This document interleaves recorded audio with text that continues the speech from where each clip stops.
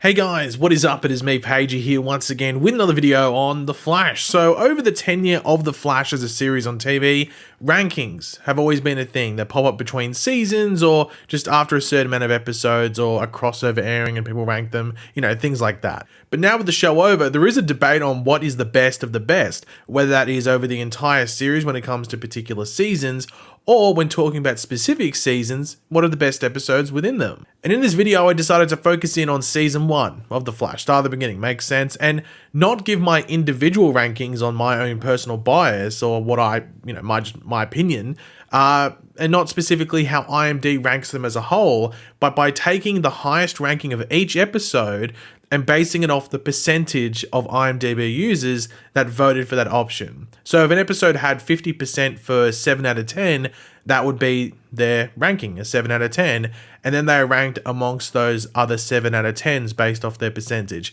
It probably sounds confusing, but it does work. So here's an example on screen with episode 1 of season 2 of The Flash. Most people voted for 10 out of 10 for that episode, and its percentage is 32.9%. So that's what the number we're going to use, 32.9%. So another episode that most gave 10 out of 10 with 34%, for example, would beat this, and one with 31% would lose to it. Hopefully that makes sense. If it doesn't, all good.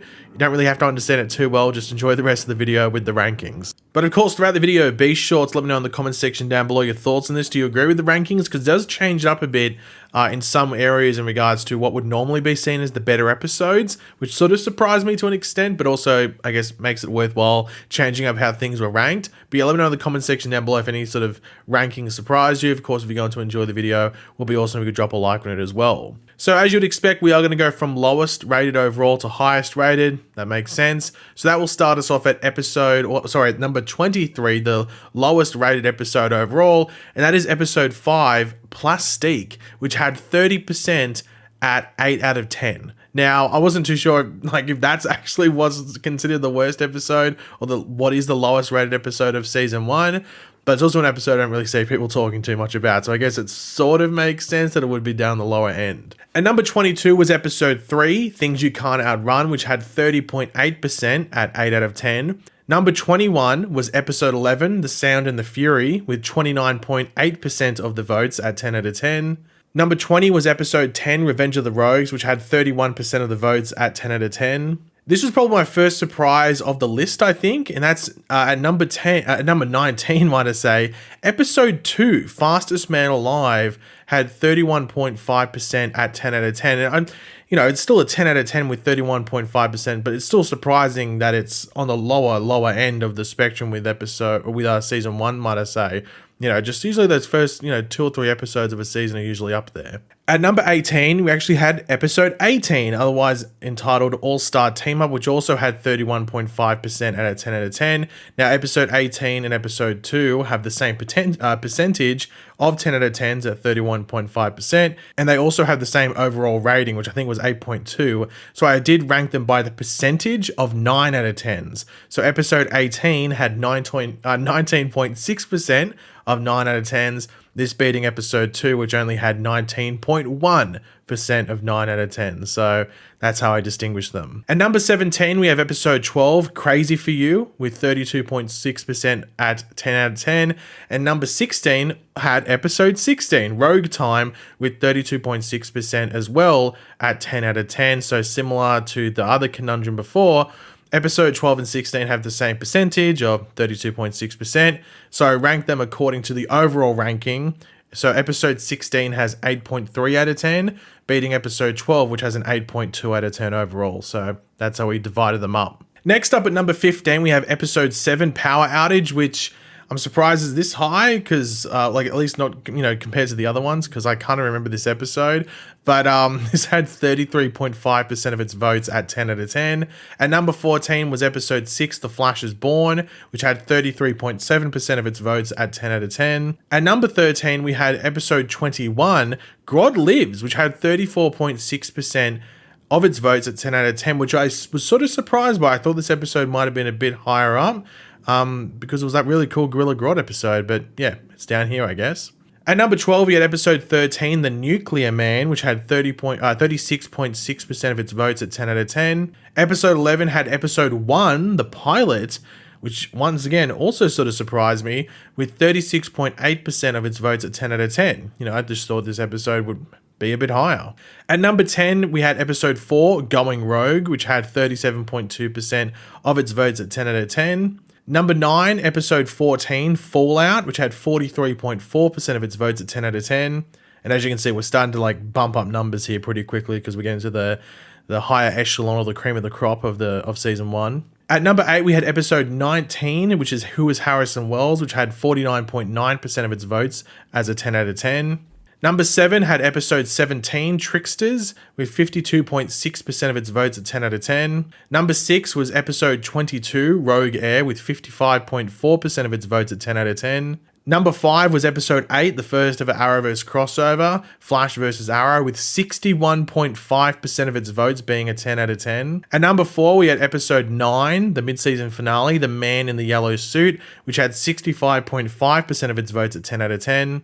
And this is where we get into the top 3, where I must be honest, it doesn't really change. Some of that other stuff that we've talked about before, from episodes 23 number 23 up to number 4 in this list, there's differences in regards to how certain places rank them and stuff. But this top 3 is pretty much the top 3 you see in most places, though The Man in the Yellow Suit is only 0.2% behind in regards to rankings of 10 out of 10, because that's a really good episode as well. But this top 3 is pretty much how it normally is with most lists, outside of maybe 1 or 2 different options sort of flowing in, and usually that's either The Man in the Yellow Suit or maybe something like Rogue Air or Flash versus Arrow. So this top 3 is not that surprising, but you might be curious to see the percentages. So the first spot in the top 3 at number 3 is episode 20, The Trap, which has 65.7% of its votes at a 10 out of 10.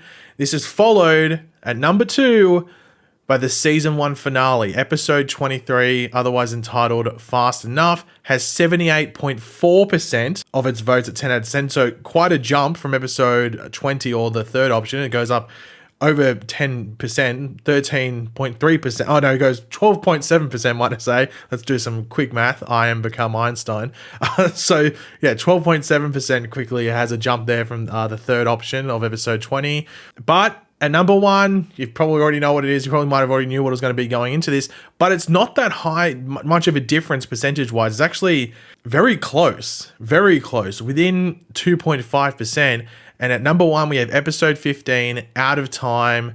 Obviously, the first episode where Barry time travels, at an 80.8% of its votes at 10 out of 10. So, the difference between The Trap and Fast Enough is, as I said, 12.7%, quite a jump, but it's only 2.4%, the difference between the number 2 and the number 1 option. So it's probably not going to change. Some of these other ones could definitely change. Some of them are 0.1% or the exact same, and there could be a lot of changing over time. But, this one will probably stay that way, but it's, pretty close in comparison from the jump from the second option to third option. So yeah.